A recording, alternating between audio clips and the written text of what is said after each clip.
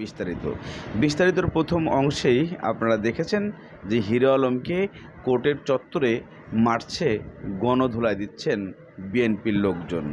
এদিকে আমরা একটি ফুটেজ ভিডিওতে দেখতে পাচ্ছি তাসনিম ফারিয়াকে বর্তমানে পুলিশ অ্যারেস্ট করে গাড়ি থেকে নিয়ে যাচ্ছে।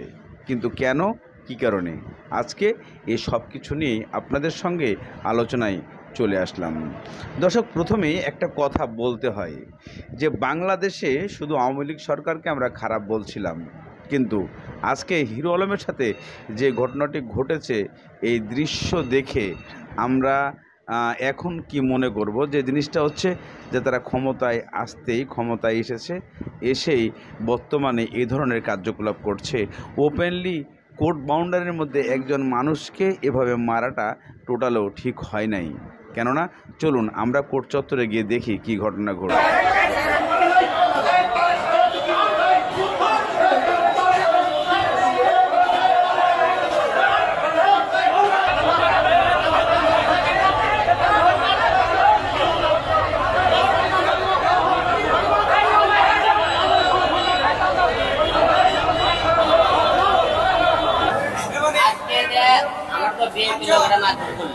আপনারা দেখছেন, বলতেছে আমি তার আমি কিছু বলছি। আপনারা মিডিয়া ব্যক্তি যারা আছেন বলতে পারেন যে কেউ ফুটেজ বার করে যে আমি হিরো আলম তারেক নামে কোনো খারাপ কথা দিচ্ছি, গালি দিচ্ছি, তাহলে আমি আপনাদের জুতোর মালা করার দিয়ে আমি সারা পৌরসভা ঘুরাবো। একটা ফুটেজ তৈরি বার করতে পারেন যে হিরো আলম তারেক নামে কিছু বলছে, যে কেউ বলতে পারেন আমি গোটাল বগুড়া শহর আমি জুতার মালা দিয়ে ঘুরবো।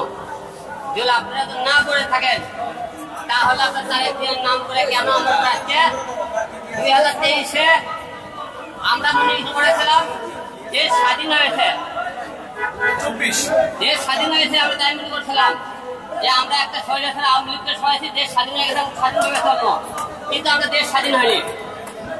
আজকে বিএনপির লোকেরা আজকে যে হামলা শুরু করলো তাতে কি মনে করছে দেশ স্বাধীন হয়েছে? এরা একদলে আওয়ামী লীগ করতেছে, এরা এই যে আপনার পোশাক এতগুলো লোকের মধ্যে মারতে হলো। একটা কথা বলবেন যে আমি কোনোদিন তারেক নামে কোনোদিন কিছু করে দেখি ফুটেজ বার করতে পারেন, আমি জুতোর মালাতে ঘুরে পারতাম ভাই। আপনি বললেন না ভাই, আপনি বলছেন যে এত মিডিয়ার মধ্যে কেউ আপনি করেন তারেক একটা ঘটনা দেখান, হিরো আলম তারেক নামে বকা দিচ্ছে, গালি দিচ্ছে। আজকে এরা আমার উপরে কেন হামলা করলো? আমরা হামলা ফুটেজ দেখেছি, যে কয়জন মারছে প্রতিটা চেহারা দেখেছি। আমাকে আজকে হত্যা করার চেষ্টা করলে সবার বিরুদ্ধে মামলা হবে। আমি তো হিরো আলম মৃত্যুকে ভয় করি না, মারতে পারলে মার ভালো দেন। আপনারা বিএনপির লোকেরা মারধর করতেছেন, মারেন। তো প্রিয় দেশবাসী তাদের বলতে চাই, কাদেরকে ক্ষমতা জানবেন দেখেন, বিএনপি ক্ষমতা না আসতে বিএনপির লোকের পাওয়ার বেড়ে গেছে। আজকে বিএনপির লোক ক্ষমতা না পেয়ে বিএনপি মারধর শুরু করছে আমাকে। আপনারা বলেন বিএনপির বিরুদ্ধে কথা বলেছিলাম, আমি জীবনে একটা মামলা করেছিলাম, সবাই জানেন, রুহুল কবির রিজভীর বিরুদ্ধে। সেই মামলাটা করেছিল আমাদের ডিবি হারুন, আমাদেরকে টেপে ফেলে, আমার পরিবারকে টেপে ফেলে ডিবি হারুন আমাকে মামলা করা প্রথমে বলেছিলাম। কিন্তু এরা যে আমাদের মারধর করলো, যে একটা লোক কেন কোন জায়গাতে মামলা করলো, আমি কিন্তু মামলা করে যাইনি। আজকে বিএনপির লোক আমার পর কি হারে মারধর করছে সারা বাংলাদেশ আপনি দেখছেন, আপনারা ভিডিওতে দেখবেন। বিএনপি আজকে ক্ষমতা না আসতে আজকে আমাদের এত পাওয়ার মারধর করলো। বিএনপি ক্ষমতা থাকলে মানুষ মনে করেন জবকর বিধিনদী, আজকে তার প্রমাণ দেখেন। তাই আমি আজকে বলতে বিএনপি লোককে মারে দেন, আপনি তারা মারলেন না, মারেন, মারে ভাল দেবেন। আমি এক হিরো আলম মারা গেলে 100 হিরো আলম তাহলে থাকবে, কিন্তু আপনারা যারা মারধর করলেন আজকে আমাকে প্রতিটা ভিডিও করে যাচ্ছে, মনে করেন না যে আপনার বিএনপির লোকেরা দেশ, আপনারা এখনই বাংলাদেশের প্রধানমন্ত্রী হয়ে গেছেন, আপনার দিয়ে মারধর করলেন, আপনাকে বিষয়ে অবশ্যই বাংলা করতে হবে।